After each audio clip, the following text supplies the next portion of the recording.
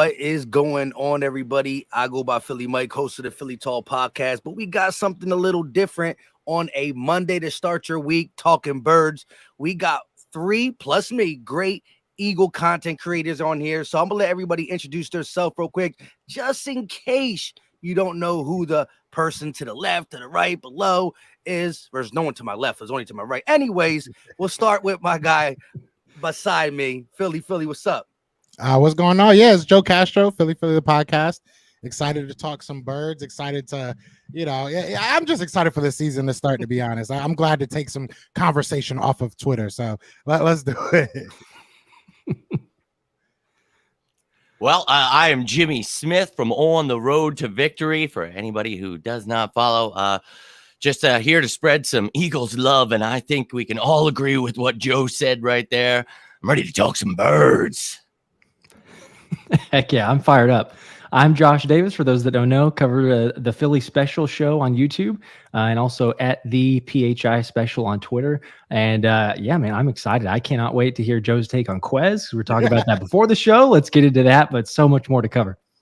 Yeah, I think we can actually start with Quez because some of the trending topics, I don't think national media is really talking about Quez as much as Eagle fans. So the national topics is, or not national, but the main thing is we signed Nolan Smith. We got some good news on Jordan Davis, but Quez Watkins was on the team first. Let's talk about him first. So this whole thing you got, I think it's pretty split down the middle as it pertains to, you got some people who think Quez needs to prove it, but they want to see it. Then you got the people who believe in him, and then you got the people who said 3 years, although one really shouldn't count, is enough. And it's basically not what he did as a rookie because we didn't expect much. John Hightower got picked over him, and it's a whole different coaching staff being Doug Peterson, Nick Sirianni, right?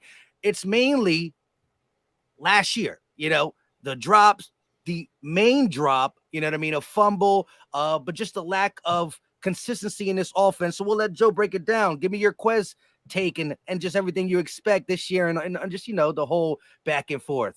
Yeah, no, I mean, I expect him to ball out there. I mean, but ball out is relative, right? And that's what I was trying to kind of express. I didn't realize by saying that, Quez Watkins was looking good this offseason, it would shake the beehive that much. But ball out is relative. He's like the 4th, 5th option on this offense. I understand the moments. I get that. And those moments are going to stick with us, right? But we can look at the Super Bowl and we can look at a lot of moments that really probably lost us that game. There was a lot of things that lost us that game. The fact that we were that close at the end is applaudable in my opinion. But I know that Quez Watkins to me is low-hanging fruit. And that's where I think Eagles fans are losing me. It's that I get that, yes, he had some issues. There were some mistakes made. But when you realistically look at everything, I mean, you look at his drop percentage, which I was trying to point out, and I guess I picked the wrong player to point it out with, but I picked one of the best wide receivers in the league to show at the end of the day, people are going to drop the ball. There's going to be drop balls. And people wanted to look at the targets versus the, number of drops. It wasn't about that. It was about the percentage. It was about, at the end of the day, it's not like he's dropping 20% of his targets. He's not dropping 10% of his targets. It's gotten better year over year. I don't think that the Quez, and I don't even want to say hate, but the Quez impatience, I think that's the best way of putting it. The Quez impatience, I don't think that it's fair. I really don't, because you're looking at a team that, yes, if you want to take out his rookie year, that was probably the closest he got to being a real, number 2, I guess. Even then, he wasn't really like the main option. Then you get into an offense where you got A.J. Brown, you got a 1,000-yard receiver, you got a quarterback running for almost 1,000 yards. Where is he supposed to fit in? I feel like he made some good plays. If you look at last year compared to this year, there was less targets, less games played, less snaps by, I think, like 100 and some odd snaps. So there was differences, and I get it. Again, I get that the moments trigger us sometimes, but he's doing well, and that shouldn't get people upset. We should be hoping that he does well. If Quez Watkins is just as good as maybe not last year, the year before, right? Take away the 3 drops, right? Because the year before that, he had 1 drop. If he's that good, this offense is going to be damn near unstoppable. So I'm not on the boat of we need to get rid of Quez. The opposite. He's a young, cheap wide receiver that, to me, he's only going to get better. So that's where I said I felt good to rant again. I needed to get that off.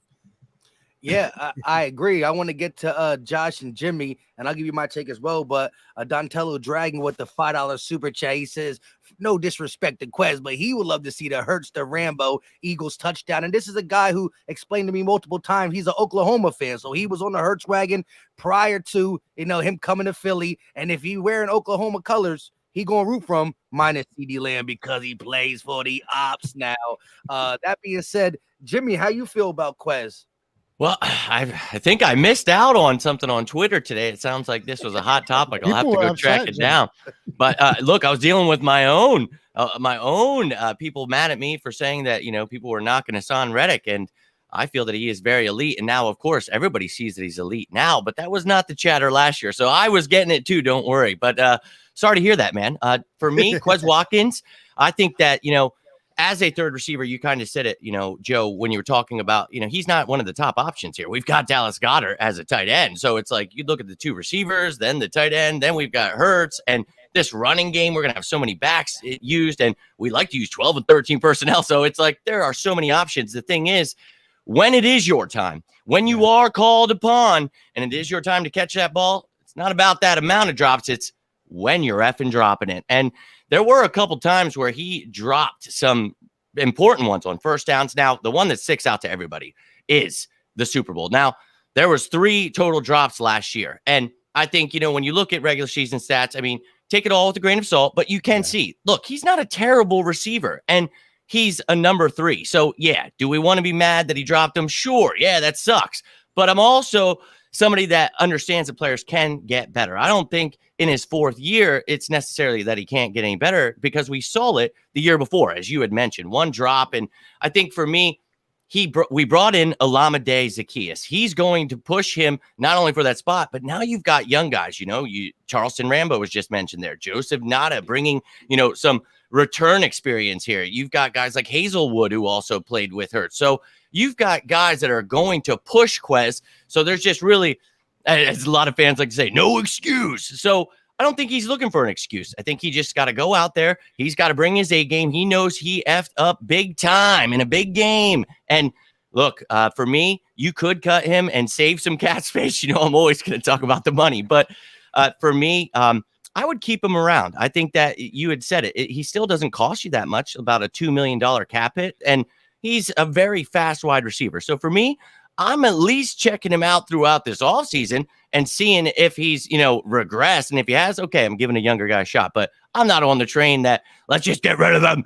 A lot of people are very reactionary, as we all know. So for me, I'm seeing what he's got this summer. I like it. Real quick, shout out to Wheels. Wheels us with the $2 super chat. He said, I agree with Philly Castro. Watkins is fine. I love that. I love the Fidel. They did put the Philly and Fidel. I've been hearing that since elementary school. That's hilarious. Yeah, so go ahead, Josh. I love that. Yeah, no, I mean, I agree with Jimmy. Like, it's hard to not get reactionary sometimes. But let's be honest. Like, whenever I go back, the first thing that I think of when I think of Quez is the Super Bowl. Like, that's the drop, right? So, like, it's easy to look at the percentages. Although, to be honest, Joe, I gotta admit, like, I appreciate the stat there because when you shared that earlier today, I was like, oh, okay, you know what? That makes me backpedal a little bit to think it's about or it's the same percentage, compared to I guess a top echelon receiver, because we see it all the time and say, oh, well, Quez Watkins just drops the ball every time, but he doesn't get as many opportunities. So where an upper echelon receiver may drop the ball, well, guess what? He's going to get the ball thrown to him another 10 times during the game. Well, Quez may not. That may be his only one of 2 options or one of 2 targets during the entire game. And so I don't know. It's hard to see, but I'm with you guys because it's like Quez, to me, there's still too much potential, right? Because he came in as a 6th round draft pick. And after year 1, we'd say, oh, that's great. Yeah, let's keep him here. So it can't be too reactionary to say, oh, let's just go ahead and get rid of him now. And if we're being honest, like Nick Sirianni's also said, he's like, he's our guy. He's our number 3. Like, he is going to be the guy. Howie Roseman has said no one's down on Quez in the building. Obviously, we know it blew up whenever the llama was signed. And, Quez goes off on Philly Twitter and saying, like, he's going to shut everyone's mouth but that's great. You know what? Use that as motivation. Like, I want to see him do that because if he's the wide receiver 3 and he has a great season, then yeah, he shut everyone up. And I want that motivation. But apparently, I guess, Joe, you're saying or seeing that maybe he's looking a little bit better this offseason. There's that stimulation to actually play a little bit better. So I don't know. I'm curious to know where the insight's coming from there. I know it's just a couple voluntary practices, but I'm all for it. If he ends up being wide receiver 3, he could take the top off the defense. We can always use that if teams are keying off of A.J. Brown, Dallas Goedert, Devontae Smith. All of a sudden, oh, there he goes. He's wide open. So I'm for it. I hope he has a great year. Yeah. And can I say this real quick, just to kind of put it in more terms? So people always want to talk about the targets. If we use the last 2 years of his targets, it would be like it would be 110 plus targets. I think it's like 113, something like that. There will be 4 drops in that 113-ish targets. I think that's pretty darn good. So really good. It just annoys me hearing like, oh, he got brick for hands. He got bricks for hands. I get it. The moments, it sucks in the moments, but like, it's not an every down thing. It's not a every time we throw it to him, he drops the ball. It's just not true. It's just annoying. Yeah, and as much as we say wide receiver 3 in today's league, the tight end is as much as a wide receiver as anybody else on the field, right? Yes, they have responsibilities blocking, but so does wide receivers on running plays, right? That being said, we've seen tight ends with the Eagles and what other teams go over 1K, so they're as much needed in the passing game. And so when you look down this list, it's 1, 2, 3 people in front of him. And I will say this, coming off that season that gave us the green light to say, oh, Quez can be something. Being number 2 to Devontae Smith, although he was listed 3 on the depth chart, he passed Jalen Reagor immensely and had that, 647 yards, blah, blah, blah. He could stretch the field, do a lot of things.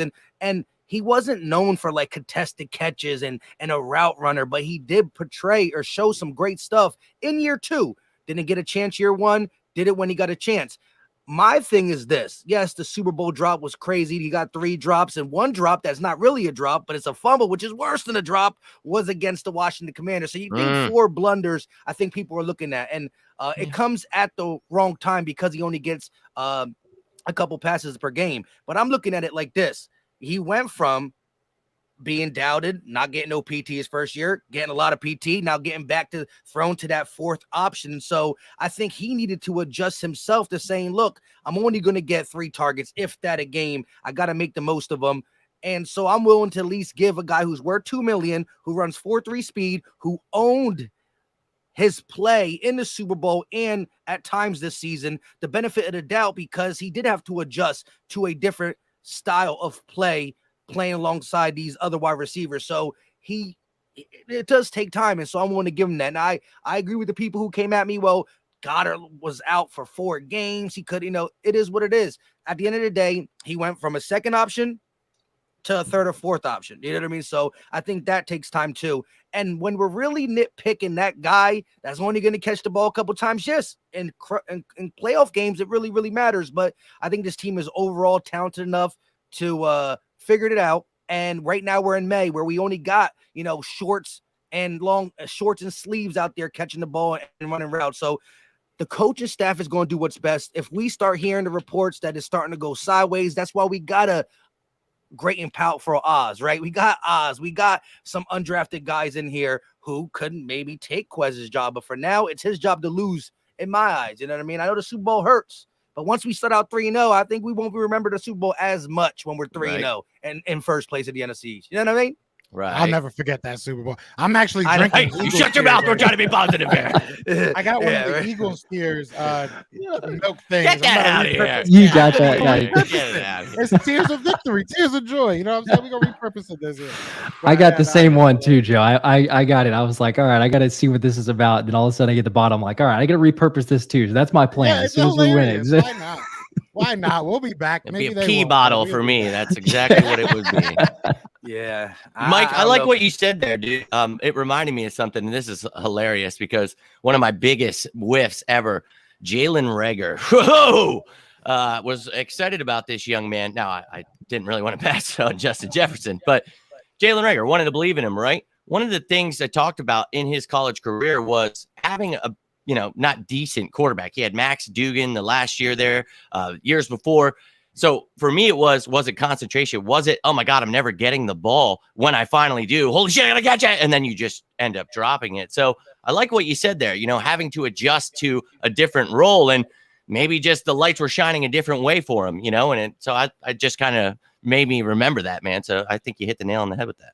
Yeah. And again, owning it, right? Like not hiding from it. Now, yeah, he did get a little cocky on Twitter on some, I'm going to make y'all regret it and stuff like that. But just saying one thing like that and then being quiet and letting your play prove it, I like that. I like a little bit of animosity. I don't like how Rager went about it, right? Delete this, delete that, do this, do that.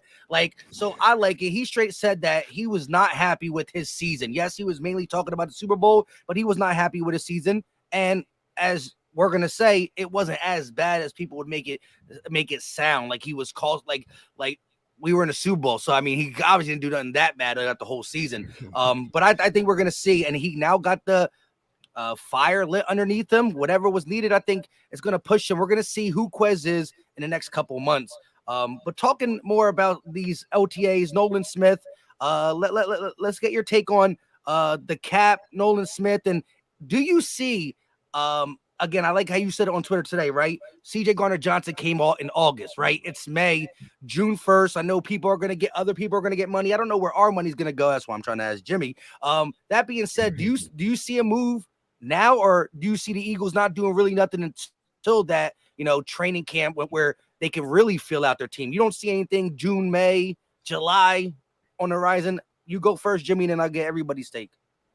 Yeah, and this is something, I've been talking about. It's a fun period, right? Free agency comes and the draft. So we've got so much content. We're all so engulfed with just, here it comes. And then all of it just ends. And we're sitting here and it's May and you're like, okay, this sucks ass. So we're waiting and waiting and waiting and we're just getting impatient, right? And that's what happens a lot. And last year I talked about this. There was questions at the safety position.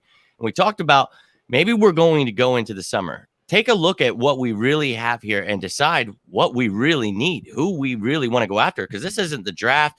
This isn't, free agency. You're picking from a pool. This is, I'm going to go after who the F I want to, and I'm going to try to make a trade for somebody. We did that last year. That was a barn burner, man. You go get CJ Gardner-Johnson, and that's after, you did the AJ trade and drafted Jordan, all that crazy stuff.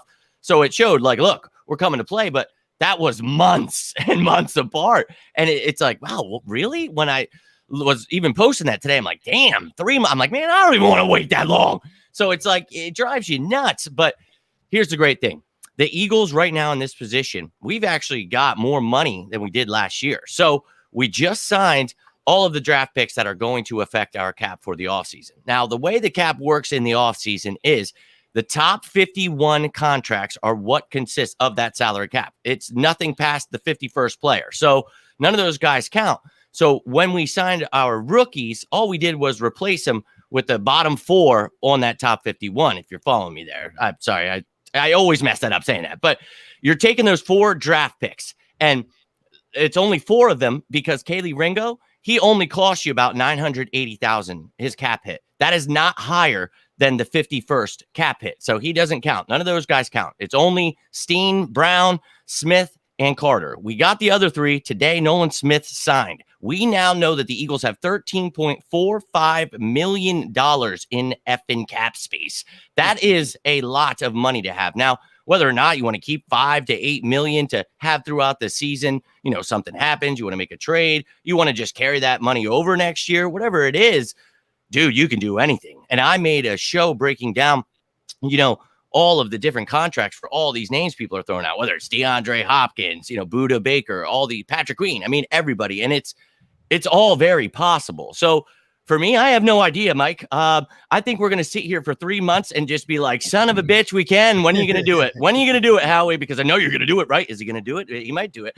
That's going to be me. That's going to be my brain for the next 3 months. And I think there is going to be something. I think this roster is beautiful, man. I went through each position, and if we started today, I'd feel comfortable. Sure, there are some positions that aren't as strong as the others, but I feel good about some of the young guys we have at safety, linebacker. And I know those are questionable positions, but man, you don't have to have any effing questions if you go get a Buda Baker, a Patrick Queen to solidify those positions, allow a guy like Nakobe Dean and Morrow be the depth piece. I think that would, holy shit. Now, safety, I'd like to have Buda, but man, I was very adamant about the Eagles drafting Sidney Brown. I think Terrell Edmonds, Brown, Blankenship provide a really great trio, but Buda Baker's pretty awesome. So that's one I'm really always torn about because it means less playing time for the guys I really like. But dude, I'm golden. But Mike, I'm telling you, man, I do kind of feel something's in the air. I think that Howie is working his magic. And one of the things you had asked, in your question was, do we have to wait? And I think the reason that that does happen is they do want to see what they've got going on right now in the shorts and shirts. They're going to,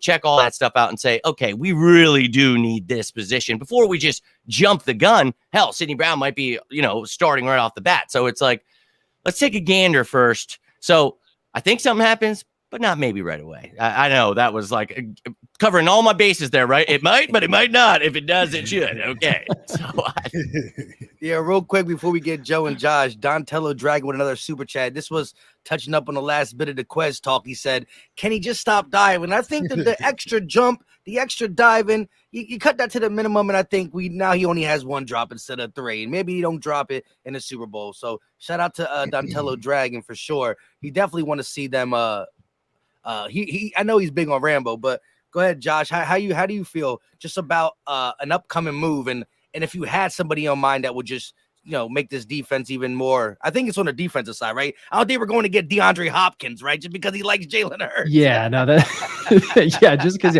Although, come on, like how great is that he doesn't? You remember he did not mention Dak Prescott. He didn't give anywhere close to it. So that was the best thing to me. But yes, the fact that he wants to play with Jalen Hurts, who doesn't, quite honestly, and I love that it speaks to what this team is about, and that any free agent is saying like, oh yeah, the Eagles, like, sure, yeah, I'd love to play with them, because of course you would. You've got Jalen Hurts as the leader, and look at this team, like look at how he's assembled. So I don't know. I mean, I agree with Jimmy. I think we're gonna have to wait a little bit. I mean, remember last season it was like August 30th whenever GJ came over. So like, and that was a total shock surprise of like, oh, maybe we're not gonna get any. All of a sudden, there you go. There's Howie again working his magic. So it wouldn't surprise me if, right before the season starts, there's a signing. And I agree with Jimmy also, it makes a lot of sense where you don't know what you don't know until you know it. And so you're going to training camp to figure out like what these guys are all about. I think we're all hyped out on a ton of them, and I'm super excited to see them work, but it doesn't make a whole lot of sense to say, well, hey, let's go grab a free agent before we see what these players are going to do. So I think it's going to take some time. I do agree that it's going to be on the defensive side of the ball. I don't know though, man. Like if I'm going to say out of any position, maybe linebacker, because quite honestly, I really believe in all the other players. I know you could say like maybe a hole in safety spot, or do you go get a depth piece somewhere else? But like, I like the D-line. I think there's some great storylines there of potential players. I know we get into Jordan Davis later, but like the depth there, I want to see some players make some jumps this next season. Derek Barnett, apparently, according to Slay, is going to go off this year. So I'm all for that if that actually happens and he doesn't penalize himself all the time. But like, I want to see this team. So maybe linebacker, a guy like Patrick Queen. I know that Miles Jack, I'm not so high on him. I don't know. Maybe he's got something left in the tank. I wouldn't really want to see that, but maybe he goes for a linebacker. But I agree. Like, I think we're in a really solid position now, but I also think that Howie is going to make at least a couple more moves before the season starts. Yeah. Yeah, I third that. I mean, I was there. You guys hit basically every point. I mean, yeah, we all know. We talked about reactionary, right, as fans, and how we can't be too reactionary. I think it's the same thing with the organization. You might not have gotten Brian Branch, Jalen Carter. You might not have gotten every single top prospect on people's boards, but you have to see what you got, who can become a starter day one. And I think we got some really, really good players. So I think there will be some influx of youth as far as the starters go. And we'll talk about Jordan Davis and these second-year players, but you have to see a step from them as well. So I do think that there's going to be a move at some point. If I had to narrow it down, I think it's going to probably be somewhere on that defensive line, to be 100% honest with you, because while everywhere else, yes, there could be an upgrade at linebacker, there could be an upgrade at safety. That's definitely in the cards. Something that I know we love is our defensive line. And I know that there's still some guys that are out there that could possibly help us, whether they be veterans or otherwise. So I wouldn't be surprised if the Eagles said, let's get another, edge. Let's get another guy that can come into this team and just rotate for us. So it'll be interesting. I don't think that, I think it'll be a surprise, but I don't think it'll be a surprise because it's Howie. At the same time, it's like, yeah, we knew he was going to do something at some point. But no, I think that, yeah, we'll probably have to wait and, enjoy our 3 months of not knowing what the heck's going to happen. But I'm excited either way. I think you guys all said it. This team is really good. I gotta ask though, who's the name? So you think maybe D-line? Like, I gotta put you on the spot. Like, just one name. Like, who, out of anybody right now, you think might be signed? I'm curious who you might have in mind there. he was running in the sand. He was running in the sand on Twitter. Is it Yannick? Or are you talking about Yannick? Yeah, I don't know how to say Yeah, his I mean, name really. Yannick could be definitely a guy. That was That's the what I was first person wondering. that came to my mind, but I didn't want to say that name because I was like, I wanted to try and be different. But no, I mean, I think that's our biggest strength. I know Hargrave leaving is huge for the interior, but Jalen Carter, I think, is a better fit than Hargrave. And I know he had sacks, but really, this defense fell apart not being able to stop the run, especially on third downs. And I think that Hargrave not being able to play a certain 3 technique at times in certain areas that I won't go too crazy on you, but I think that Jalen Carter, there's a reason I was so adamant. And my man, Mike, I know you were tuning in. We were both very high on Jalen Carter, dude. How much just perfection it is having him here. But Jordan Davis stepping it up, playing that nose tackle. Milton Williams getting a chance to now step in, bringing Cox back, having Marlon Tuipulotu come back from injury. Moro Ojomo brought in. I think interior-wise, I'm very excited. And edge-wise, 70 sacks last season. I really think we can beat it this season. We've got all the guys back, but you added Nolan Smith. And I think, getting Derek Barnett back as DN3, DN4, you're going to see this defensive line eat souls. But, Joe, not to say that I'm not against adding some depth there, but to me, that is our greatest strength. And I think we're going to eat souls this year. Well, you saw it last year when Derek Barnett did go down. They went right to the trade market. So they might do it prior to anything happening, maybe just as some insurance. But you're right, especially about the Nolan Smith. I don't know why I didn't even think of that. But you're 100%. Yeah, this team is an amazing spot. I just didn't know if you meant interior or exterior. I was just trying to get out of you which one you thought was the weakness there. More so, for me, I think more so edge. And it's not. I can see what you mean. It's not. I see what you mean. Weakness, but more so just. You never have enough pass rushers. Stack it up. That's Howie's motto. Yeah, I'm with you. Hell yeah. I'm with it. If they're cheap and they want to come win a Super Bowl, let's go. Come in, get that rotation. And, people were mad Brandon Graham wasn't starting last year. It's like the dude had 12 sacks, man. He did better with limited reps. So bring in one of those old heads. Make him part of the rotation. I'm all for it, man. And you see, right? Yeah, I know both Jordan Davis and Marlon T went down, right? But I don't think it was necessary to get exactly 2, but how he was like, I'll get 2 for the price of 1 when it went Linval and Ndamukong, right? And 2 different, right? Like Ndamukong Suh can rush the passer. Linval is really, your guy who wants to stop the run. And, you might see them sitting around come August and maybe want to come back for a Super Bowl contention. Now, their asses ain't doing camp, bro. I mean, they come back like mid-season. Do we just go ahead and put Suh with an asterisk saying he's part of the roster now? Because he's basically said it, right? Like he's wanted to be here. But the only thing I would say though is right now, look at the D tackle position, right? We like Mojo, and I say it like that because I can't pronounce it. And somebody in the chat last time said Mojo, so I like it, right? I get twisted. You look at him and as a sleeper, right? Ray Dininger said I was to be a sleeper pick for the Eagles, blah blah blah. But now Katavius Street was a legit rotation player in the Saints defense. And the one thing the Saints do, similar to the Eagles, they always have a good defensive line. So if you're telling me he got vital minutes on the Saints D-line, I think he can push for vital minutes here. So now you're talking about Jalen Carter, Jordan Davis, Fletch, right? You're talking about Milton Williams, who grew last year 4 sacks, right? He could play a little outside too. That's why I think that if we're pretty deep on the outside too, because you send him out there a little bit. But now you're going just that. That's 4. And then you got to go Katavius Street, Marlon T, who had a sack and was big for us stopping around a little bit. And then you got Mojo. So look, I don't see us having 70 tackles on a roster. So, maybe a practice squad thing. But like as much as we like Mojo and Marlon T and Katavius Street, 1 or 2 of them might not be on the initial. They're 53, definitely not going to be, because we like to keep our offensive linemen if we're going to stack on a position. So that's all interesting. But real quick, shout out to I don't ever if I'm saying it right or not, but he dropped a $20. If we were watching the game, I would have to take a shot, but we don't do that in the offseason. But he did say we're set up for so much success in the future, Mike. Those kidneys better be ready. And yes, I'm not drinking as much Crown during the offseason. It's the liver. It's the liver. It's the liver. But trust me. Y'all just be gentle with me. You know what I mean? But there was a super chat up here, and again, shout out to my guy P with the $20. You already know. Kurt Adkins with a $10 super chat. Any concerns about the right guard position before we talk about big old Jordan Davis making massive progress? Like I thought he was good last year. So what is the definition of massive in shorts, or is it his stamina? Is it blah, blah, blah? We'll get to that. Let's talk about the right guard position. How do y'all feel? Steen, Jurgens, what's y'all take on it? Dude, I'll just tell you right off the bat. So Tyler Steen, I knew of him at Alabama, but I did not go in depth this offseason because I was like, what am I looking at a left tackle for? Like, we might in later rounds, but I thought this kid, maybe he'll go in the second, third rounds. There's no way the Eagles are taking a left tackle. Now, you got to always keep in mind versatility, right, of these offensive linemen. So I probably studied about 30 to 40 pretty in depth, where I was like, all right, this guy's versatile enough where he can play guard and tackle. This guy. Tyler Steen never played guard at Alabama. So I just avoided that altogether. So as soon as we drafted him, I reached out to my source who literally works with the offensive lineman. And I just asked him straight up, tell me about Tyler Steen. Should I be excited?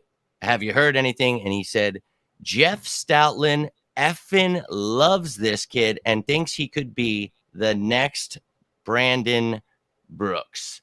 I said, well, that's all I ever needed to hear. And literally, I put, holy fuck. I was like, are you kidding me? And he said he loves the kid, his size, his athleticism, everything that he wants in a right guard. I was like, oh, so we're just going to try. And he said he is literally saying that this kid could be by week 1 starting at right guard. And I was like, holy shit. So that was the one pick I was really like, what? Now, Tanner McKee, of course, he was going to draft a random quarterback, but I was just like, wait, what? And so I'm thrilled about him, but I honestly had no idea before that. But coming from that source, he's the one who told me that Sue was coming and Bradbury and all those things for that. That's that guy that works with Lane every day and all that. And holy shit. So I'm excited. Yeah, I think we got a good at the end of the day, I don't understand the real notion of Jurgens playing guard. Like, I never really thought that was possible. I mean, it might have happened, but I just didn't think it was ever really I thought they were gonna address that guard position at some point. I'm not gonna sit here and act like I know who Tyler Steen is. I'm not gonna act like I knew who Tyler Steen was when I was out there at the combine and try to meet all the guys. He wasn't even there. So I'm gonna be 100% real with you there. But I mean, hey, I'm excited to see what he becomes if Stoutland, and that was the story that I've been seeing, is that Stoutland loved the guy and they handpicked the guy. So I'm with it. I'm always with it. If Stoutland likes it, I love it. That's been my motto for the past 10 years, and it's worked for me. So hey, if Stoutland's with it, I'm with it. That's like, if he wants me to play center, if he thinks I can do it, I will. My skinny ass at right guard. Let's go. I'm with Me it. and Joe do it. So I love it. If he says you got potential, you for sure do. So just take his word for it. Yeah, he was like, all right, you're playing this position. Now, I'm with you. I agree. I think the more unorthodox the player is, like the weirder just to the eye test going like, wait, why is he going to be a fit at right guard? Yes, please do that because Jeff Stoutland knows what he's doing. So as soon as I saw that, I was like, what? And he's only played right guard in the Senior Bowl, but like, this doesn't make a whole lot of sense. Oh, wait. Okay, hang on. Pump the brakes. This is Stoutland. We're perfectly fine. So yeah, I would be surprised if it's week 1, but I'm not concerned. Whether it's him or Steen or Jurgens, we're going to be fine. Well, Josh, what do you think about the, and this ain't much, and Kelsey is not Stoutland, right? Stoutland's going to get the ultimate say because, we ain't going, he should get a percentage of the Philadelphia Eagles profits. You know what I mean? We're not letting him go anytime soon. Yeah. That being said, Kelsey has some big words. Like Kelsey's probably not familiar with Steen, but he did have a whole year with Cam Jurgens, and he spoke about, Jurgens getting a legit opportunity to fight for that right guard spot because, Landon Dickerson was supposed to be our center. You know what I mean? Isaiah Malu could play center, right? So I think that whoever plays right guard, when you look to his right, he got Lane Johnson. When you look to his left, he got Jason Kelsey. I think they're going to be able to help out, and you're in a good spot, to say the least. But what is your take on, like, do you favor Steen right now just off the love from Stoutland, or Kelsey gave some love to some Jurgens? I know he really did. You're right. And I did a show on it where it's like, I mean, what's Jason gonna say, right? I mean, like, he's in a press conference, they're asking him about another play. He's not gonna knock anyone, right? And he also handpicked or just about handpicked Jurgens anyway. So like that's his guy. But he still said, like, hey, if I had gone down or whatever, Jurgens would have been fine. He's like, he would have played at a very high level at center. So he's basically saying, like, that dude's ready. He's got a crazy work ethic. He's incredibly strong, especially for his size. So again, he's saying all the right things. That's his guy there. But I don't know. I feel like as of today, it's Cam Jurgens' job to lose because, again, he's been around the system. He's more familiar. But at the same time, I'll say it won't surprise me if by week 1, it's like, oh, wait a minute, Steen has played himself into the starting right guard spot. But as of today, like I say, the more familiarity, he knows Kelsey. There's also the cadence there. And I mean, to your point, whoever's in that spot is going to be, quote unquote, protected because they're 2 Hall of Famers on each side. But as of today, yeah, if you maybe pick, I'd say probably it's Jurgens' job to lose. I like it. Shout out to David V. Bob with the $10 super chat. What's the plan with Devin Allen?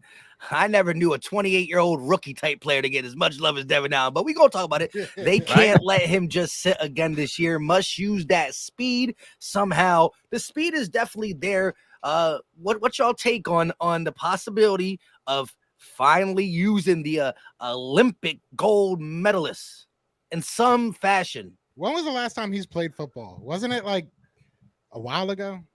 He hasn't returned a kick in 10 years, and people keep asking me if he That's can. what I'm saying. This man hasn't played Someone football said in the a smartest grip. thing the Eagles could do in the Super Bowl was put Devin Allen back as return man, and I wanted to jump out of this window right here. Really, Hasn't Jimmy? returned in 10 years. Yep. Hey, Best Are you idea. serious?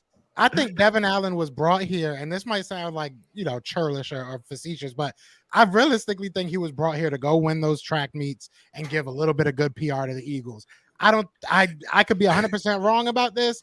I don't see him doing anything for this team, and I hope he does. God bless him. I mean, he's a good dude from everything I hear about, like looking through his past and everything. He seems like a really good person, but like, I just kind of think it was kind of a publicity stunt.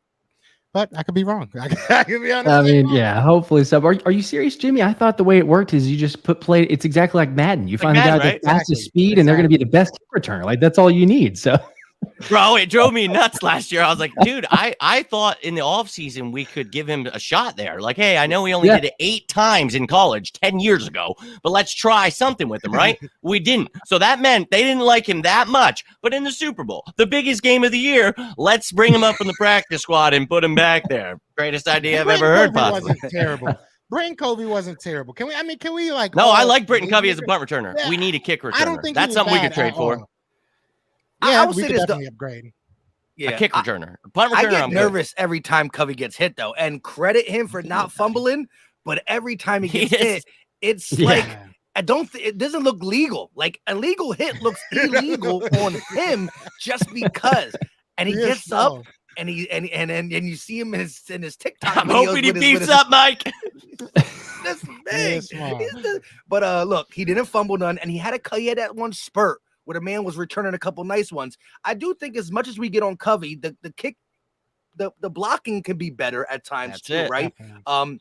No ifs, ands, or buts. But like the punting again, can be better. If we're gonna mess with the Devin Allen stuff, you gotta try it in joint practice. You gotta try it in preseason. And again, a guy who I think deserves to touch the ball. We talked about him to open up. Man, Quez Watkins, that's like every listen, if you're fair catching it, you're catching it, right? Well, you better not fumble one of them, or then he's really up out of here. Because that's the worst thing. When your defense gets off the field and you see a 50-yard punt and then it goes right back to them. I can't stand that. That's like the worst. Yeah. So you definitely don't want to see that. But I would like to see, with all these UDFA wide receivers, I would like to see them mix and match around this training camp portion and just get somebody who can flip the field, right? It's electric to see a guy just return something. Double M with the $2 super chat. What would it take to trade for Myles Garrett or Joey Bosa? A lot of drugs to the GMs of both of those teams, first off. But lots of picks and lots of money. That's hilarious. Yeah. I don't think anybody's trading those guys. We got, but here's the thing. We got our Joey Bosa and Myles Garrett, because if you look at it again, Hassan Reddick has been in the league for blah blah blah many years, right? But once he was allowed to just be that, now we dropped him back a couple times, no ifs, ands, or buts about it. But once he started focusing more on the pass rush, in the last 3 years, there's nobody. I mean, he's top 3 in sacks and pressures and this and the third, and he's just getting started with the Eagles. He come home after having double-digit sacks out there in ugly team land. He comes to his home team and drops a 16-piece. You know what I mean? So we got our version. Myles Garrett, great player. Bosa, great player. But we got two Reddicks because we got Sweat don't on the forget other about side. Nolan Smith. Yeah, And then let's Nolan not Smith forget behind that. Reddick. Yeah, Exactly. for sure. Now, real quick, I think there's one more super chat, and then I do want to talk about Jordan Davis because that is somebody that I want to get your take on. You know, to me, it doesn't matter who starts as it pertains to Carter, Fletch, and Jordan Davis, because I think that just because you start don't mean you're going to have the most snaps. Just because you don't start, you might have more snaps. And I do want to get y'all take on what, quote unquote, y'all think is massive progression this offseason. But we do got one more super chat. Marley Q with the $5 banger. He said, if you had to guess on a possible trap game on the Eagles schedule, what team do you pick? That is an interesting one. Well, if whoever got one in the back of their head to go first, think the trap game. You can really call any game trap because we're better than a lot of teams on the schedule. So you know, Cowboys. what I mean? Did you just say Cardinals, Joe? That's like towards the end of Cardinals. the year. We might not even need to start anybody. They're gonna get their ass beat. Yeah, we Joe, we could be Jonathan undefeated Gannon at is that not point. We're leaving gonna that go out there stadium with, alone. Yeah. Yeah. The only hope that Jonathan Gannon has is that he's fired before he comes to Philly. Yeah, 'Cause otherwise, right? it's over. I mean, there's nothing he can do. Exactly, So. Josh. Oh man, I don't know. It's hard to say right now because you got to be like on a kind of a win streak, and then kind of. I would say the first half is where you can't have that lull period because if you look at the second half of our schedule, we have game after game. I think it's like Bills, Cowboys, Niners, Kansas City, all in 4 weeks. So you have no rest.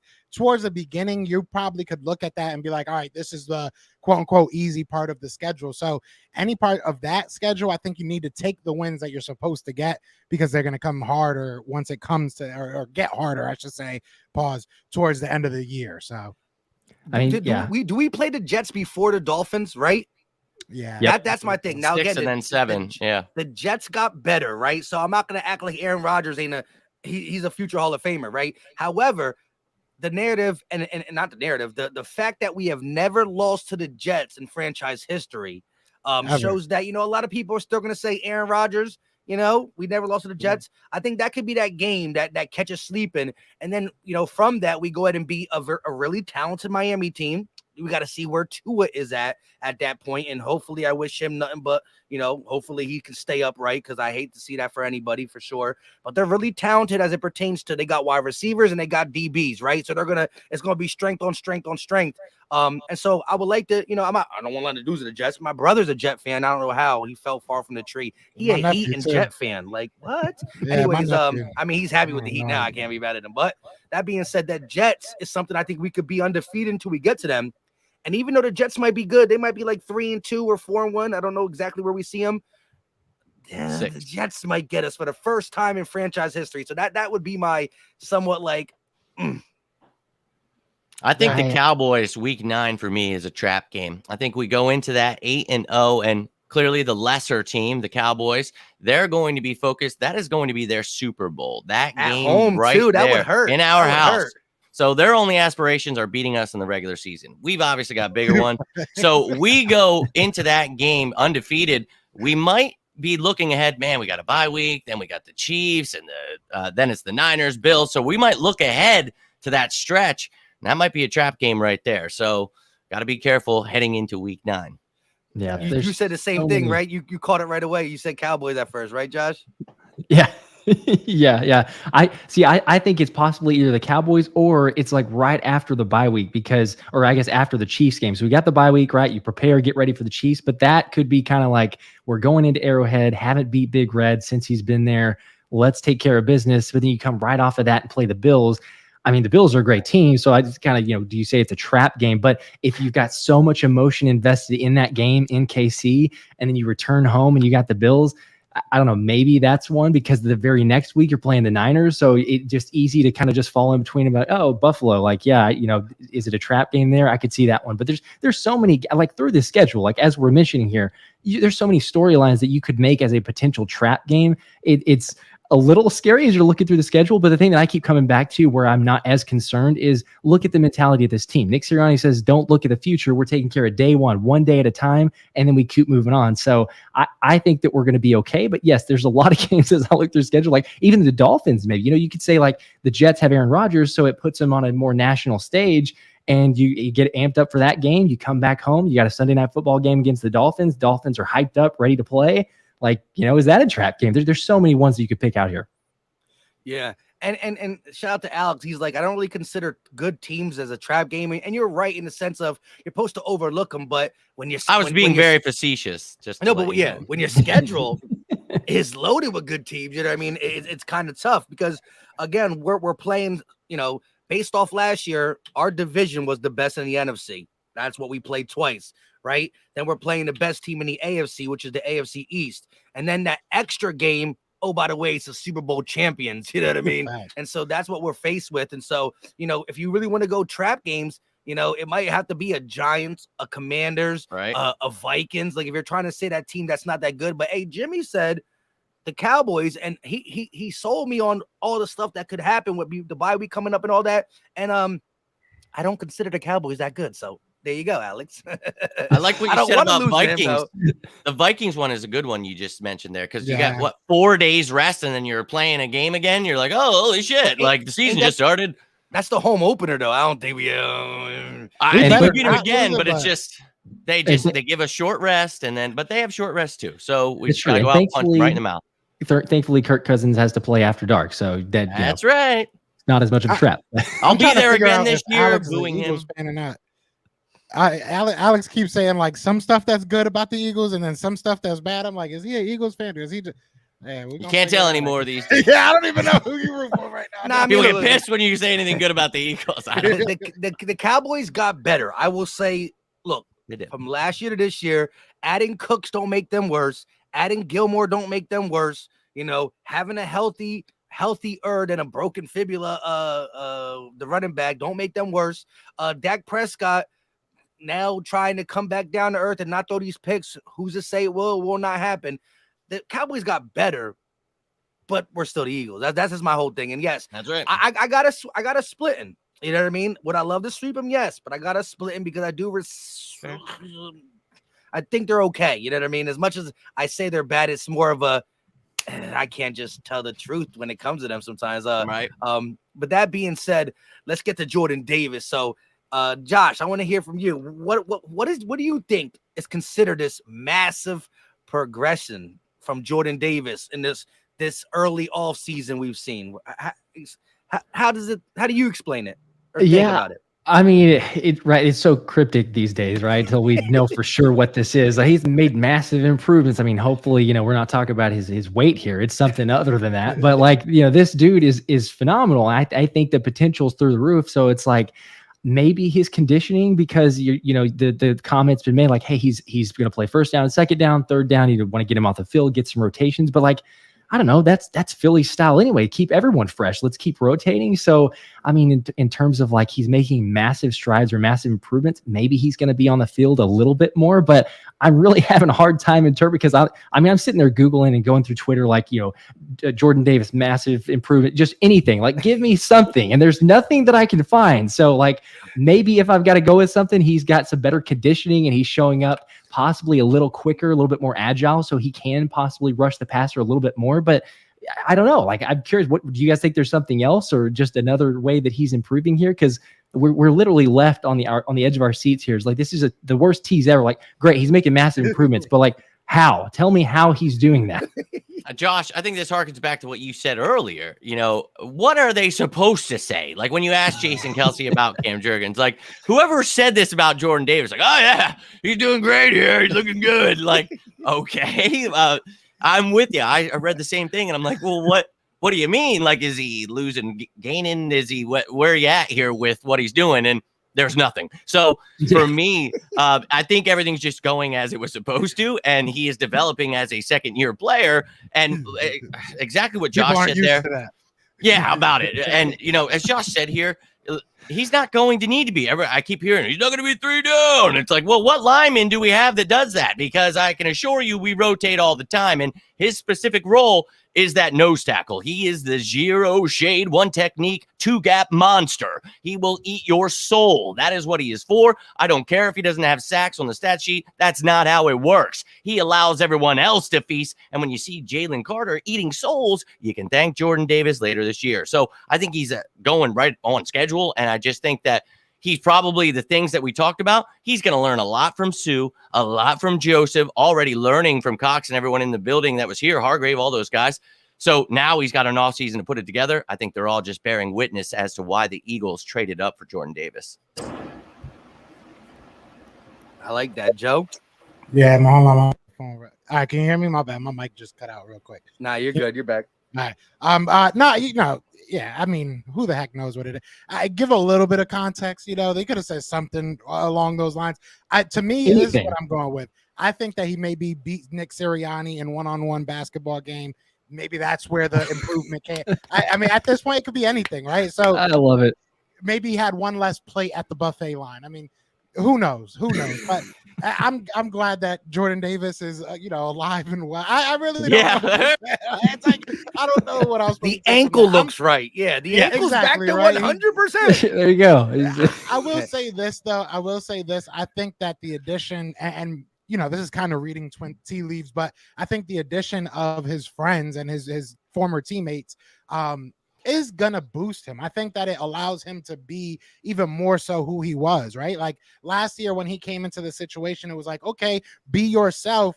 But every Eagles fan had an expectation. Like I'm kind of surprised Eagles fans were mad he didn't punt. Like there was so many different things that they're like, why doesn't he do this? Well, it's like you said, Jimmy, that's not what we drafted him for. So now you have your teammates around you. You have probably a system that you're going to be kind of familiar with. If I know anything about Sean Desai, what he likes to do with his players. So I mean, I think that you will see a major improvement from a Jordan Davis, and that guy got a free headline. So I think the real story here is that Josh isn't telling us that that's his cousin. That's really the story here, and I'm not letting it go. So really you think I was the one who started that rumor? Yeah, he's made massive improvements here. So that's your cousin. That's your cousin right there, Josh Jordan. There's coincidences don't happen like that. Exactly. Real quick, shout out to Dontello Dragon with another $2 super chat. He said, love the chemistry of the panel. Run it back again. We definitely will get this thing going again sooner rather than later, especially in them real dry months, and we just want to chop it up with you guys in the chat. Y'all inspire us to take different routes in the conversation as well. So appreciate y'all. Make sure you hit the like button wherever you're watching. Go sub to Josh Davis, the Philly special, Jimmy Smith on the road to victory, Philly the podcast. I thought I pulled my mic out now. That being said, I agree with all you guys. You can hear me, right? Yeah. I agree with all you guys. I do believe though, and I've heard Howie Roseman say it in the offseason, right? Like he probably will never be that, double-digit sack guy, right? But I do think just from the little pictures that have been showing, and again, you know what I mean? I don't know what he weighed the end of the season and what he weighs now, but seeing him next to Jalen Carter, right? You're seeing, he does look a little bit better, right? That being said, I just think that we envisioned him being that guy who eats up the blocks, right? And Nakobe Dean is going to get clean lanes to come through behind him as he did at Georgia. Now he'll do that as a starting linebacker. You got, one-on-ones on the outside. You got Carter getting one-on-one. So all that is going to be done. But I do think that, we envision him to be still that nose tackle that can cause havoc, right? I think that he's always showed quick hands, quick feet. I mean, so I think that just as y'all said, taking that next step, I think, again, prior to the ankle, he was starting to look good. I think every game he was getting a little bit more snaps in a crowded D line room. He was being better. And then that high ankle sprain. And anybody when you're the biggest man in the NFL and you get a high ankle sprain, I think you're going to take a little bit longer, right? And so just like never really getting back to himself and now just having that off season as an NFL player, right? Dealing with the money, dealing with this, and just getting back to what he wants to do. I think that, anybody who has that mindset, who's drafted that high, who has that type of potential is going to just round out about himself just by being healthy, just by, doing the everyday stuff. And he got Fletch, he got BG, he got the old heads. Now he got the young heads that he trusts. I mean, we about to see the dogs really show out. And Nolan, he just got there, but I mean, he a fan favorite. Do you see him going in the NFL films looking like Brian Nolan? He was like, what? fun. Oh my God. Fun. Have you seen Dallas Goedert? We're talking about guys getting big. Dallas Goedert looks like he's been lifting banks.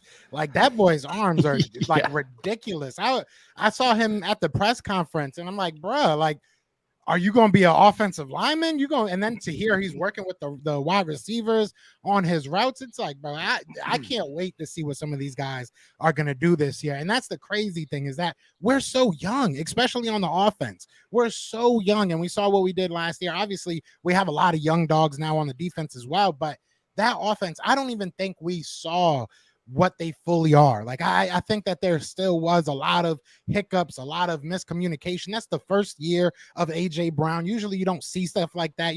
It's so exciting to see what this team is going to become. And that's why I'm like, why all the negativity? Why every time you hear something negative or hear something good out there, it's like, yeah, but this happened last year. Like, I know we lost, but man, this team is ridiculous, man. Like, you don't get this very often. After the 04 season, I didn't feel like this. After the 2017 season, I didn't feel like this. Like, there was a lot of questions going into those years after the Super Bowl. I wasn't here in the 80s, so I don't know how they felt, but this is didn't we lose our coach right after we went to the Super Bowl against the Raiders? Like, we don't usually have a great feeling after a Super Bowl year. Like, let's enjoy this. Let's you know what I'm saying? Understand that the rest of the future for this team is very, very bright, and it just be positive, man. Let's just wait till the season to come. Joe, you better watch your back, bro. You're speaking some words that can get you in trouble.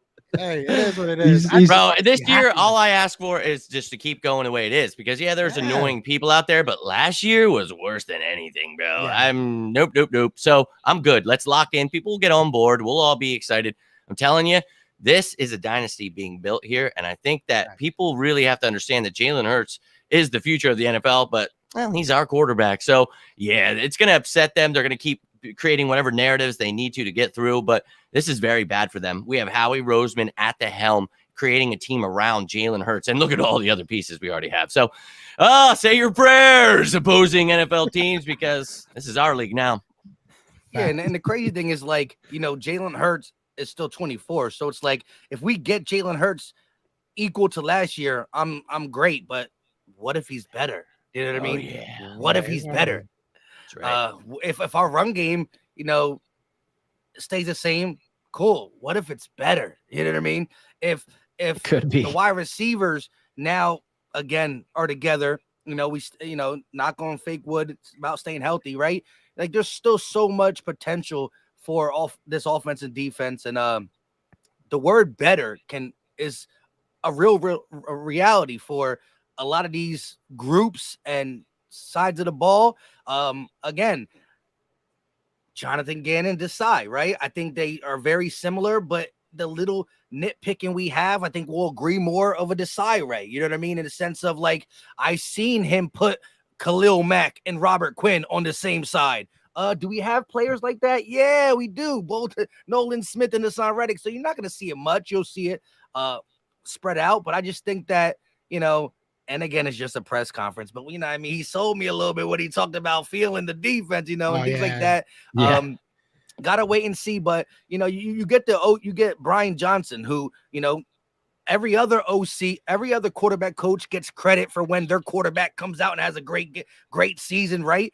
Why ain't he getting the credit? So now you got him, who helped develop Jalen Hurts, who knew him since he was dang near 3 or 4 years old, who was in the offensive meeting rooms, going to help elevate this offense. And we've seen where we went wrong. We know where we were strong. And so it's not like, the downfall was really, really talked about as if, listen, I like Marcus Epps, I like TJ Edwards, I like these guys, but these all were undrafted rookie free agents. They were on the roster behind guys they couldn't beat out, right? Like, we had to move Avonte Maddox to safety because Marcus Epps couldn't play, right? We had TJ Edwards behind guys like Nathan Gary and Alex Singleton, who's doing pretty good in Denver now, right? And I'm not discrediting them, but, like, the Eagles know who they have behind these guys, and when they feel comfortable so far in the last 5 to 7 years, they've been able to come up and do what we need to do. And so I just think that our roster's pretty darn good now, and it's only May. Yeah, shout out to Howie. I mean, going into this offseason, I wasn't concerned, because honestly, real talk, shout out to Jimmy for this, because realistically, him kind of breaking down how all these guys could come back, how it kind of work out, and then you start seeing things kind of roll. It's like, all right, this might not be that bad. But outside looking in, you look at all these free agents, you're like, how the hell is this going to work? How are we going to make this happen? And then you realistically, I was just thinking about this coming onto the show, and it's like, I forgot that we even lost all these players. Like, somebody, I think Josh brought up Isaac Seumalo, and I was like, oh yeah, we have. Oh no, we lost him. Like, okay, whatever. Like, it's like, it's kind of crazy how it's the quietest loss ever. Like, he hardly got talked about at all. And it's like, oh yeah, we lost him. So Jason Kelsey tried to make me feel a little bit bad though. When Jason Kelsey, before he hyped up Kara Jurgen, he was like, Isaac Seumalo is great. We're not going to replace him at all. Yeah, that's basically what he said. So yeah, I'm with you. But no, seriously, like anytime, like I've had the exact same experience, Joe. Like the free agency started or right before it did, I'm like, oh my gosh, we're going to lose all these players. So Jimmy, thank you, because every single time I start to freak out, I'm like, hang on, like go see what Jimmy's saying on the cap, because I'm not fully understanding here. Like, okay, all right, we can breathe. We got a little more space than I think we do, so we're going to be fine. But yeah, for a little while, I was kind of concerned about this team, but now like, I think you get very easily, and I would make the argument that this team is better, which is crazy to say because of all the national narratives that are being pushed of like, Philly's going to lose all these players. Philly's not going to be near as good. That was their one chance. They sold the farm. Like, what? Are you looking at this team now? It's crazy. Couldn't agree more. And a lot of youth. And like you said, and then how after executing a great offseason as it pertains to hiring staff, drafting, re-signing our guys that we need to court guys, like you get 18 sacks back, and your 35-year-olds who played better in less snaps. And oh, by the way, now we are still as deep, if not more deep, that they can play that same role again, where they can probably duplicate it and keep their career even longer, right? Yeah, if you're asking BG to play 95% of the snaps, he probably retired last year, you know what I mean? Yeah. But because we're not, this is why he's still here, right? He tears his Achilles, right? But that was one whole year where he was resting. Yeah, and modern medicine is real today. You get that Achilles, you get that thing looking really good. He took a year off. Now he's only playing, but 60% of the snaps or whatever. So it's 47. Good. This is a crazy amount, and to get them double-digit sacks. But then you just say, boom, the one thing that we waited to drop, right? What is the contract going to look like? How is the next 3 to 4 years going to be for the Eagles to add more talent, right? Say we do need this down the line or that down the line. How is it going to be? And then Howie Roseman does the restructure before the restructure and get you a 4-year window where it's like 6, 13, 20, and 30. You know what I mean? Yeah, that's all opportunities to continue to build this roster Howie Roseman style. And as we started this thing out with, right, I think, we don't know when. Will we get somebody May, June, July, August? We'll be surprised. We're not going to be surprised if it happens. I think we're going to be surprised if nothing happens, just the way Howie Roseman has done these things in the last couple years. But shout out to Jung Money real quick, $2 super chat. What percent do you think will be run and pass of our offense coming in this upcoming season? Go ahead. Whoever wants to go on that note. Run pass. I said it last year. I'll say it again. I still think it's going to be like 60-40 run. I think that's how we succeed. So I'll go with that again. I think we were like top 5 in running last year, percentage-wise, but it was a question of when. Like there was a game where Miles Sanders didn't get a carry till like 6 minutes left in the second quarter. That's the kind of shit I can't have. So what you guys had said earlier, you build upon offense and defense, right? So Brian Johnson and Sean Desai, I think they're upgrades. I think that they're younger minds that are looking for, their opportunity, but they're going to build on what we've already learned. They have a lot of the same ideas, a lot of the same concepts. That's why I wanted both of those at Mother Effers, and I'm ecstatic. And I think Sean Desai, Mike had mentioned it, a lot of similarities with Gannon, but don't let that scare you away when you hear that. Just think a lot of similarities to Vic Fangio, right? It's going to look similar, but he's not going to be a jackass like Jonathan Gannon. So I think I agree with all three. I think this is going to be a better team. I'm excited about this season. Yeah, but I think percentage-wise, you're going to have another year where you're probably a top running team in the league. And I said 47 because it was 47% of the snaps. That's what Brandon Graham played. So get these guys, not playing a lot of snaps, and it makes them better. Wild idea. An amazing theory there. They keep them fresher and they're going to play better. That's unique. No, I agree. I think it's like 60, maybe even 65% run because like, think about that. If Rashad Penny stays healthy, like you got the whole running back room, you got Agent Zero, you've got Kenny Gainwell, you've got Rashad Penny, you got Boston Scott.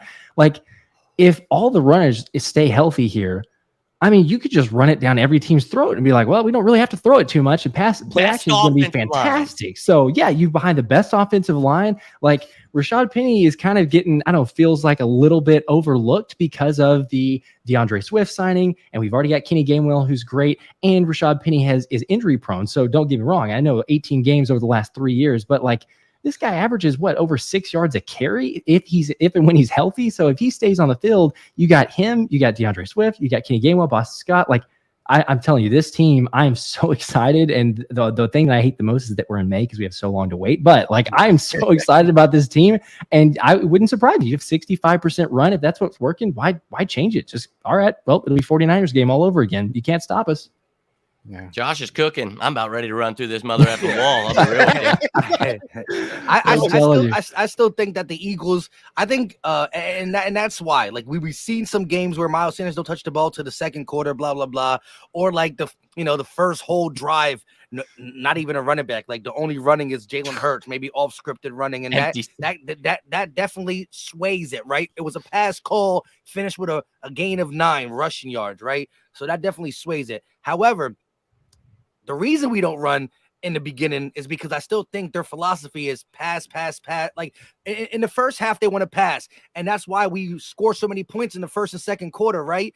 Second quarter being that main quarter is because we are a little bit more calling pass plays. And again, Jalen Hurts can change that with the all scripted run, blah, blah, blah. But I think their philosophy is pass, get that lead, and then just run down your throat. And so I think most of you look at the box score, you're like, hey, we ran the ball balanced. But then you remember yelling at the TV about they're not running the ball in the first, second quarter. So they fixed that in the second half. And I think that's been a recipe for success, especially, early in the season, we kind of made some mistakes with it, right? Like we were beating up on the Lions. We kind of let it get back in the game, and we had to put the foot on the gas a little bit. It happened with the Cowboys first. We were beating the crap out of them. And a lot of it was the other team running down our throats as we were trying to run, but they're getting chunk yards. But I do think that, Nick Sirianni does like to pass the ball. We got all these toys, you know what I mean? You don't park a Devontae Smith. You don't just leave them standing on the sideline too. I like the offensive line, and that's why I'm even more happy with the run game. But listen, DeAndre Swift, he looked really nice in 0, but number 11 and 6 today looking just as nice. You know what I mean? And I know that car goes fast. Hungry dogs run fast. So I still think a nice mixture. But shout out to Lane and them guys the first year of Nick Sirianni, because, we were super pass happy, and Lane was like, yo, just run behind us. And that's when it all changed. Jalen Hurts developed. And so I think that you want to throw the ball, but hey, do whatever works. When we went to both times we went to the Super Bowl, right? We were 3rd in rushing in 17, and we were top 5 in rushing this year, right? So when the Eagles are top 5 in rushing while having some dynamic plays on the outside, we go to the Super Bowl. So that's it. You know what I mean? Yeah. All about it. That's all we need. Just keep running it down their throat. It is interesting though, talking about DeAndre Swift, like not DeAndre Swift, Rashad Penny, that we're a team now that can take on injury-prone players and not be too worried. We've been pretty good health-wise the past couple years. Like I remember 3-4 years ago losing like all of your cornerbacks in one weekend. So I mean, this is a good feeling. Maybe we're getting good trainers now again. Because that was annoying as heck. I'm just I don't know. I just wanted to say that. All right, people were hard on our practices, but not practices. But look how healthy we were. Yeah, whatever Sirianni's doing, you know what I mean? Them roots been growing, and these guys have been healthy. There's some strong roots. So yeah, whatever you got to do with those flowers, man. Facts. Shout out to Marley Q with another $5 super chat. I have a running argument I need help with. If you could choose between Goddard and Ertz in his prime to add to this roster, who are you choosing? Let me just say this real quick. Goddard is about to enter his prime. So we don't know how great that season will look, but I mean, I love some Zach Ertz. So give me Goddard. Goddard. I'm running after I say it. I'm out. I know people. I mean, hold on. Again, they offer different elements. You get the yak and all that, but like, oh my, I mean, I think that's what it comes down to. You have a top 5 blocker in Goddard. Yeah, I don't think you've ever had a top 10 blocker in Zach Ertz. Zach Ertz was an amazing pass catcher, and he was he was like people are gonna hate that I say this, but to me, he was like a flashy Jason Witten, but just didn't give you the actual like blocking. And he would never because Jason Witten never broke tackles. He was there at the first down marker and he caught the ball. That's what he did. But Jason Witten was a better blocker. But either way, I think that what you get out of a Zach Ertz was amazing, and it obviously won us a Super Bowl, and he'll forever be loved for that. But what Dallas Goedert can become, and realistically, what Dallas Goedert already is realistically more of a all-around player than I think Zach Ertz ever was. But I love Zach Ertz to death, so I'll take Zach Ertz after saying let me he said I love God, but let me take it. Let me just went all the way around that. I definitely want to hear Josh too, but here's my thing. Yes, Goddard is 100% a better blocker, right? And he can run with the ball more, right? When the ball is in his hand, he's more dangerous with it, right? But sometimes the ball don't get into his hand. Sometimes the ball goes through the hand, right? I will say this, right? I think you said it earlier or something like what about Goddard? Goddard drop some passes. Goddard was playing hacky sack with the ball right to the Washington Commander, right? That being said, we were third in rushing when Zach Ertz was the main tight end. So as much as we want to criticize his blocking, we were still able to run the ball when Zach Ertz was out there. And Zach Ertz out of 12 personnel. I was just going to say that was not on Zach. I love Zach. We have receivers now. We have receivers now. Correct. We have receivers. That's. I mean, I just gotta go Zach Ertz just off the G. My mind tells me Goddard, but my heart tells me Ertz. Look, I love Ertz, and I said it to be funny and run, but I mean it because I love Zach Ertz. But to me, he's that F-type tight end. He's your receiving guy. You're gonna put him out there in the slot, do things with him as a receiver because he has so much talent, and I love him. Will always be one of my favorites. His jersey's hanging right there. Love the dude. But Dallas Goedert, what Joe said, he's not, or maybe it was Mike. He's not even in his prime.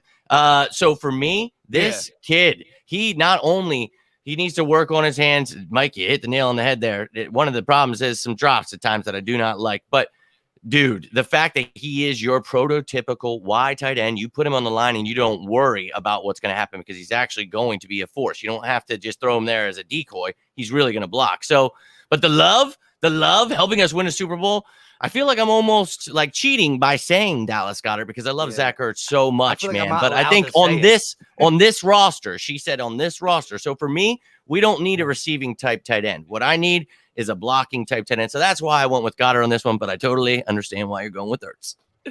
Well, yeah, go ahead. I'm gonna even this thing up too. And I was getting ready to take off and run as well. But no, I love Ertz also. I'll go ahead and say that. But I feel like, much like what Jimmy just said and what you guys have been alluding to, I think Goddard is more dynamic, and I think Ertz would be the more reliable player. Receiver, because you know what you're going to get from a day in, day out, week in and week out. Goddard sometimes where is he on the field? What's going on? And then all of a sudden he makes these crazy plays. Now, granted, he's had injury issues and things like that, but I agree. If we're asking about this offense, wholeheartedly, Goddard is the player that fits with this scheme for a number of reasons that Jimmy just said. So just to piggyback off of that, that's who I would go with. But again, don't get me wrong. Don't hate on me here. I love Ertz. I love what he did for this team. He's fantastic. But today, if you made me pick, I would take Goddard. It's a great question. Goddard's like Brent Selleck meets Zach Ertz.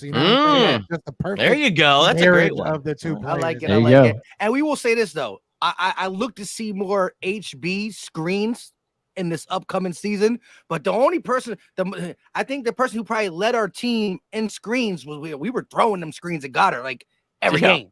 That's why he at one time he was top 5 in wide receivers for yards after the catch and number 1 for tight ends because that Dallas Goddard screen was no joke. You couldn't do that with Zach Ertz, but I agree. Zach Ertz was forced to get that 1,100 yards because we didn't have receivers, but I mean, sheesh. Now, y'all, yes, dynamic. And yes, we haven't seen Goddard's prime. So maybe this year he does what he did all the time. And then he ends up, what do you call it? not dropping the easy ones, and Goddard might go off. Goddard was on pace to get a K this year before the injury too. Yeah. As Josh talked about, he's been nicked up, right? Don't go to no bars talking trash. We don't need you. You know, Oh my God! Please don't do that. But shout out to Drew Johnson with the $5 super chat. Yo, enjoying the collab. Run the dang ball. I want to let you know why he's saying that. That's your thing. Dude, I was going to say it, and I was literally going to say, if my man Drew were in here, and look at that, you son of a bitch. Big shout out to you, Drew. Appreciate you, bro. Jimmy, I need you to be like, if I'm ever like looking for a tutor, I don't care if you even know about the subject. I need you to be my tutor because you would actually keep me hype about whatever subject it is. Like, bro, in high school, that was me. Like, people were like, why are you of all people, why do you have to be smart? Because like, I'm not going to make anything normal, dude. Like, we're going to be partying while we're teaching your ass a little something, something. And we're going to do the same in my adult life, my man. So whatever you need. I love it. Yo, and thank you for you guys sharing the love. I really appreciate the kind words. Look, doing my best out here, and you guys all bring your own flavor and awesome stuff. And being asked to come on these things, it means the world to me. Like, I truly love chopping it up with you guys. So thank you for just letting me be a part of this. No doubt, no doubt. I do want to ask y'all one more thing, and then we'll give our final thoughts. We're going on around that hour and 15-minute mark. Sip-offs, like I see Be More Careful asked about Matt Ariza, like what possibly bringing him in, but we got that, what's it called, Legatron dude, what's his name, Ty Zentner. So do you see him possibly knocking out Aaron Sip-offs? Do you see, I mean, early in Sip-off's career, we were giving him the nickname too, right? Sip Goat or Sip Guy or Sip whatever. I know he struggled down the stretch for sure. Who do you think wins that battle? I can't say it because they follow me, and I'm gonna feel bad. You want to talk about? Okay. I'm gonna feel bad about my. You know what? We started off the show talking about being pissed off about Quez, people being pissed off at somebody for that Super Bowl. Let's point a finger at someone else you can really be pissed at, and that's Aaron Sip-offs, because he comes back, and yeah, we were dealing with Brett Kern before that, so I mean, pick your poison, but dude comes back and shanks the most important punt of his effing life. And maybe most, people aren't seeing that. But what happens is everybody on the punt team's going left because, well, the punt's supposed to go to the left. And, well, he just kicks it all the way to the right. And then Kadarius Toney takes it all the way back to the one. So please, for the love of God, Legatron, beat him out. Please. I will say, I think that the realistic, like, leg up. I was trying so hard not to say leg up on the competition that he has because it was just a terrible pun. But the leg up that he has, as far as Legatron goes, is that he can place kick. He can be the kicker during the preseason if something is to happen to a Jake Elliott, which we've seen, unfortunately, a couple too many times. Even I think last year, wasn't he hurt? So if something's to happen to Jake Elliott, he is a guy that can take that spot. Obviously not necessarily maybe a long-term option, but on the fly, right? You don't have to necessarily worry about another, roster spot. So I think that he's going to win it because Aaron Sip has only had, I think, 2 years of actual punting before he came to the NFL anyways. It is what it is. Punters and kickers, they don't get, development time. Like either you're good or you're not. And I love the guy. I've had him on the show. His family's awesome and everything, but yeah, he's probably not gonna be here. Probably not gonna be here. I said. And again, not only as you said, we're running to this side, he kicks it to the other side, and that was the one field that you don't want to be. You don't want to have to, be at your top speed and have to shift field, right? Just to shift field to him, just to have to shift back quickly because then he took it that way. It was just ridiculous for sure. Of all places, yeah, that was the worst one. I agree. I mean, I want Legatron to win. I want Ty Zentner. He was the #1 in college football with hang time last year. So, I mean, that's another thing. You kick it up there to lead up there a long time, get a lot of fair catches. To me, the best thing in football, whenever your team is punting, is like fair catch. Great. Nothing else can happen because I'm terrified every single time. And obviously with the punt issues that we had, like, oh, there goes the returner. Like, what's going to happen here? Obviously, on the biggest stage, too, that made it worse. But, yeah, I'm hopeful that Legatron can. The question is, like, it's not always the best of, like, get a boomer, a guy that just launches it down the field. So, I don't know, coffin corner, like, can he place the ball really well, like, at will? And maybe that's the battle that we're going to have. But I'm all for it because, to me, it's like you can't really have much worse. You can't do much worse. So let's get an upgrade here. Let's get Legatron. Yeah, and you're as much as you want a boomer, but you want that guy that can get it inside the 10, inside the 5 sometimes because, your offense stutters for a little bit. You're kicking from that ugly range of like you're 43, where you're not cross midfield. You don't really want to go for it, even though Nick Sirianni might still go for it. But you kick it, and it's the difference of the guy starts at inside the 5. Let's call it the 4-yard line, and then they throw a 20-yard pass. Okay, they're only at the 24, but you start at the 20, 25-yard line. You throw a 24-yard pass or 20-yard pass, you're at the 50. So like that's the difference. And little things like that in football go a long way. People look at my offense is better than my offense, and my defense is good. Special teams comes clutch, and we saw it in the big boy game.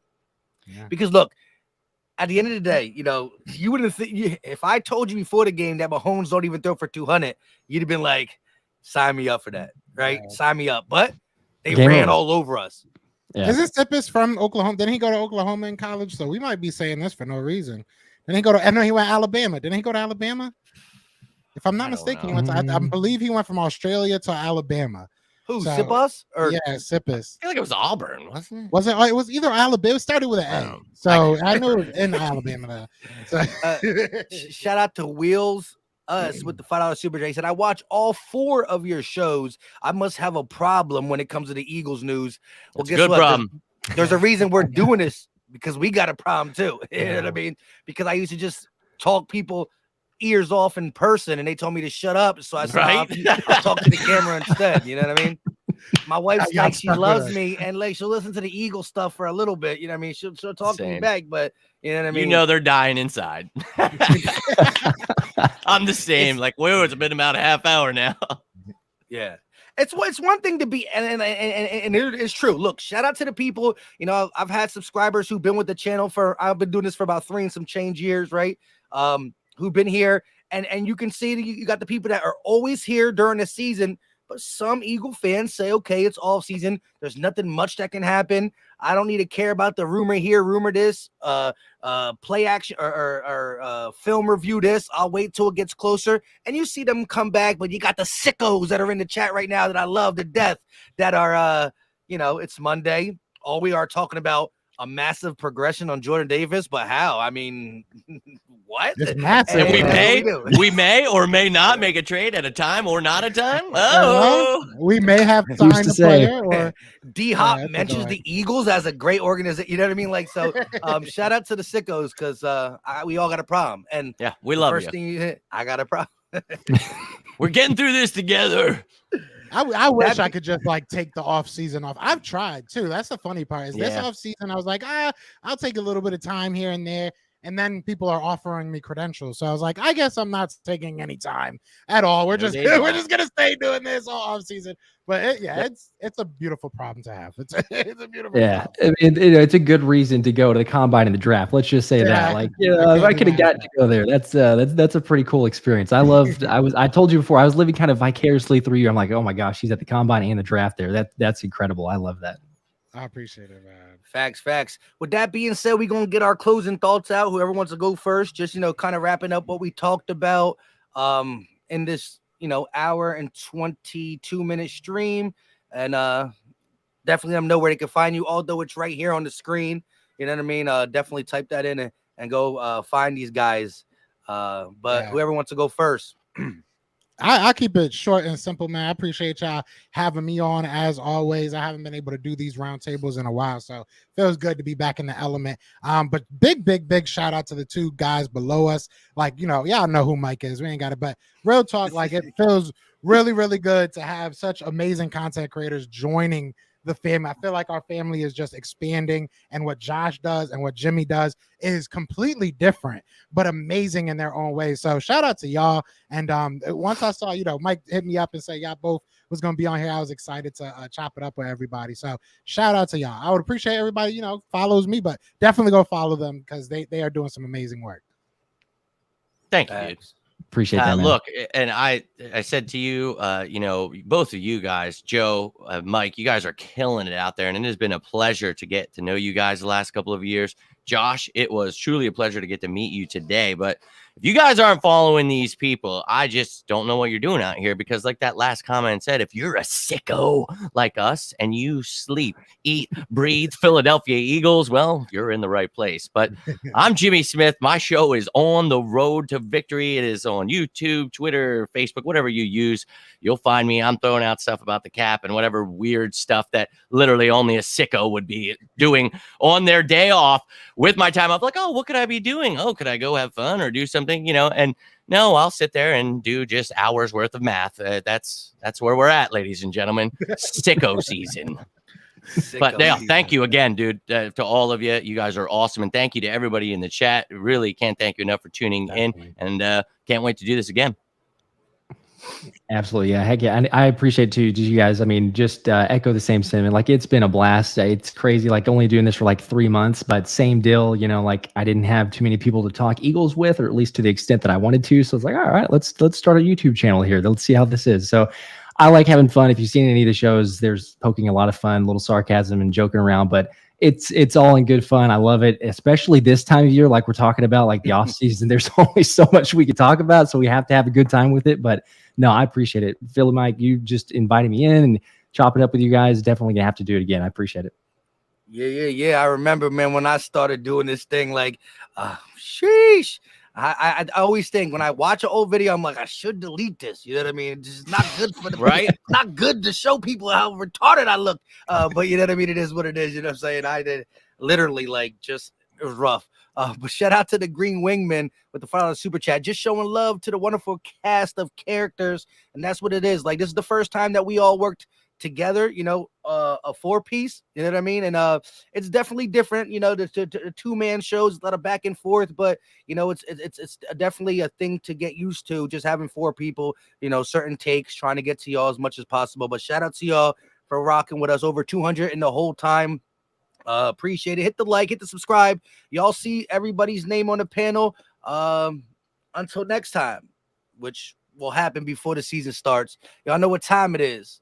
We out. Peace.